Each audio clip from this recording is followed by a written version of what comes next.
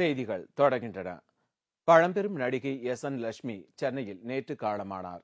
அவருக்கு வயது 80. எம்ஜிஆர், சிவாஜி, ஜெமினி கணேசன் போன்றவர்களுக்கு அம்மாவாக நடித்துள்ளார்.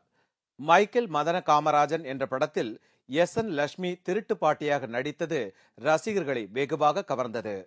தமிழ், தெலுங்கு என பல்வேறு மொழிகளில் 1000த்திற்கும் மேற்பட்ட படங்களில் நடித்துள்ள எஸ்.என். லட்சுமி ஏராளமான டிவி சீரியல்களிலும் நடித்து வந்தார். சென்னை சாலிகிராமத்தில் அடுக்குமாடி குடியிருப்பு ஒன்றில் தனியாக வசித்து வந்த எஸ்.என். லட்சுமி கடந்த சில நாட்களாக உடல்நலக் குறைவால் பாதிக்கப்பட்டு இருந்தார். இந்நிலையில் நேற்று நள்ளிரவு அவர் காலமானார். மறைந்த எஸ்.என். லட்சுமியின் உடல் அவரது வீட்டில் அஞ்சலிக்காக வைக்கப்பட்டது. ஏராளமான திரை நட்சத்திரங்கள் அவரது உடலுக்கு அஞ்சலி செலுத்தினர். எஸ்.என். லட்சுமியின் உடல் அவரது சொந்த ஊரான விருதுநகர் மாவட்டம் சென்னல்குடிக்கு இன்று மாலை கொண்டு செல்லப்பட்டு இறுதிச் சடங்குகள் நடைபெற்றது. மறைந்த எஸ்.என். லட்சுமி திருமணம் செய்து கொள்ளாதவர் என்பது குறிப்பிடத்தக்கது. கடந்த 9ஆம் தேதி சென்னை பச்சையப்பன் கல்லூரி மாணவர்கள் பஸ் தினம் கொண்டாடிய போது திடீரென வன்முறையில் ஈடுபட்டு பஸ்களின் கண்ணாடிகள் அடித்து உடைக்கப்பட்டன.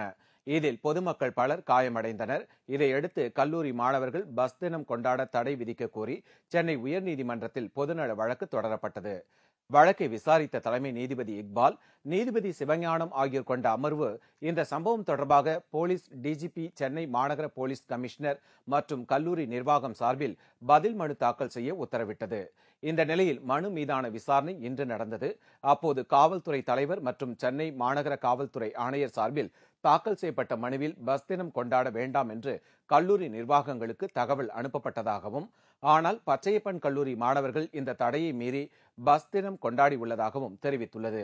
இது தொடர்பாக 14 மாணவர்களை கைது செய்து விசாரணை நடத்தி வருவதாகவும் மனுவில் கூறப்பட்டுள்ளது.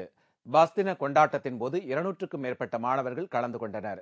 ஆனால் போலீசார் கண் துடைப்புக்காக 14 பேரை மட்டும் கைது செய்துள்ளனர் என்று மனுதாரர்கள் சார்பில் ஆஜரான வழக்கறிஞர் வாதாடினார். இதையடுத்து தவறு செய்த எல்லா மாணவர்களையும் கண்டுபிடித்து உரிய நடவடிக்கை எடுக்க வேண்டும் என்றும் 3 வாரத்திற்கு பின் மீண்டும் விசாரணை நடைபெறும் என்றும் நீதிபதிகள் உத்தரவிட்டனர். பேருந்து தினத்தில் நடைபெற்ற சம்பவத்தில் 200 மாணவர்கள் ஈடுபட்டிருந்தாலும் கூட நிர்வாகமும் போலீசும் 14 மாணவர்களை மட்டுமே கைது செய்வது மனு தாக்கல் செய்தார்கள். அதை பரிசீலித்த நீதிமன்றம் இனிமேல் கொண்டு வீடியோ, சிடியோ போட்டு அதில் சம்பந்தப்பட்ட மாணவர்களை கண்டுபிடித்து மேற்கொண்டு நடவடிக்கை எடுக்கும் என்று உறுதிமொழி அளித்துள்ளார்கள். அதற்காக வழக்கு 3 வார காலத்துக்கு ஒத்திவைத்துள்ளது நீதிமன்றம். விடுதலை புலிகள் மீதான தடையை விலக்க கோரி தொடரப்பட்ட வழக்கு இன்று விசாரணைக்கு வந்தது. விடுதலை புலிகள் மீதான தடையை நீக்க கோரிய வழக்கு சென்னை உயர்நீதிமன்றத்தில் நடைபெற்று வருகிறது. இந்த வழக்கை கடந்த மாதம் விசாரித்த நீதிமன்றம் மாநில அரசு பதிலளிக்க உத்தரவிட்டிருந்தது. இன்று விசாரணைக்கு வந்த வழக்கில் மாநில அரசு தரப்பு வழக்கறிஞர் விடுதலை புலிகள் மீது விதித்த தடை சரியே என்று அரசு தரப்பில் வாதாடினார். இது பற்றி கருத்து தெரிவித்த வைகோ, மத்திய அரசை போலவே மாநில அரசும் விடுதலை புலிகள் மீதான தடையை தொடர்வது தவறு என்று கூறினார்.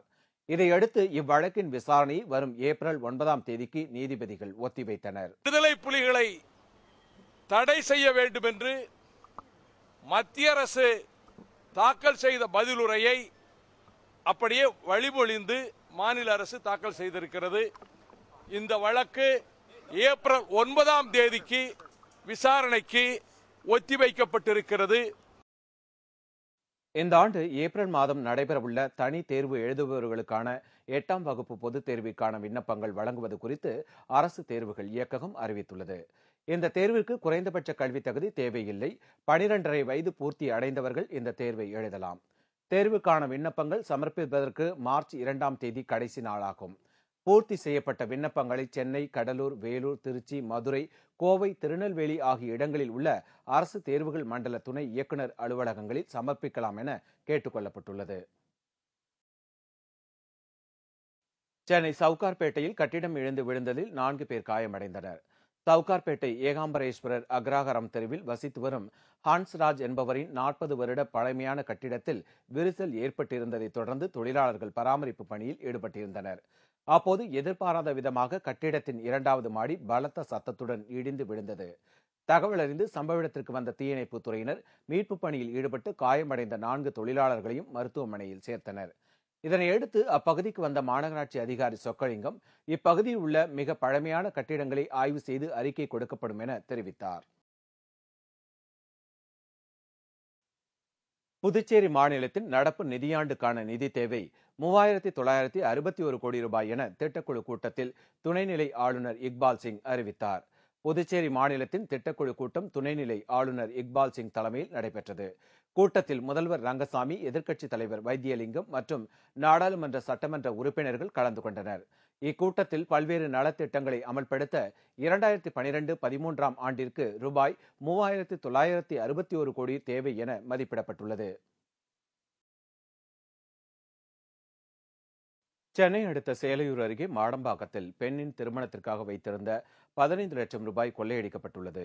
சென்னை அடுத்த மாடம்பாக்கத்தைச் சேர்ந்த ஃபைசல் என்பவர் தனது மகளின் திருமணத்திற்காக நிலத்தை விற்று 15 லட்சம் ரூபாய் பணத்தை வீட்டு பரன்மேல் வைத்திருந்தார்.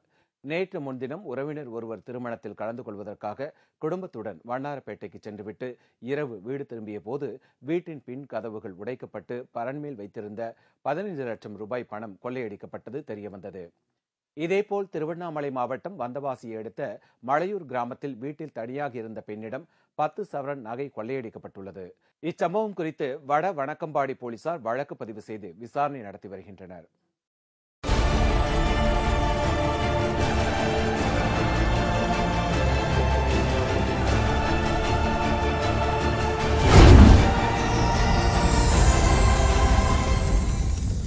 ஆச்சரியம், ஆனால் உண்மை. ஜப்பான் நாட்டில் குளிர்சாதன வசதி பொருத்தப்பட்ட 2 வீலர்களை உருவாக்கி உள்ளார்கள்.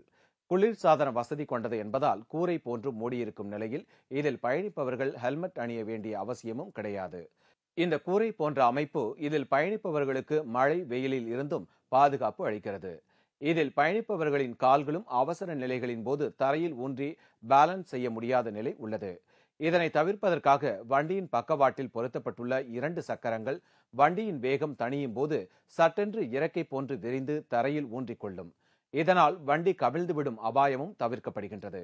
விரைவில் விற்பனைக்கு வரும் இந்த 2 சக்கர வாகனம் ஆச்சரியத்தை கொடுக்கிறது.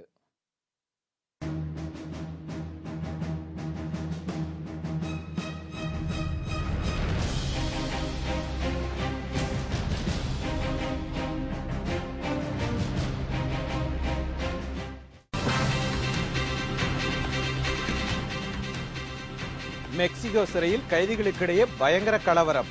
துப்பாக்கிச் சூட்டில் 44 கைதிகள் பலி. விவரம் இடைவேளைக்கு பிறகு.